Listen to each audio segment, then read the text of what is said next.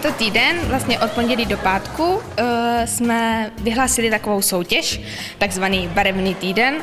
A na každý den je určená jedna barva. Udělejte více řád, pojďte k sobě! Ještě!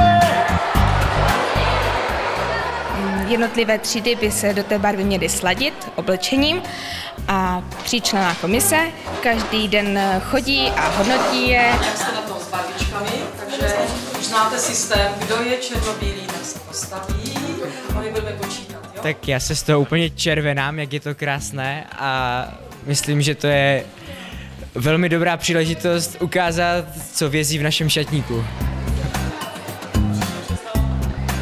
No tak myslím si, že škola se zapojila celkem aktivně.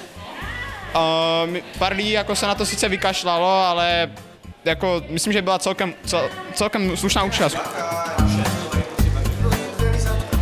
Dlouho jsem stála před skříní, abych se vystylovala tak, abych zapadla tady do toho černobílého světa. Tak celkem dobrý.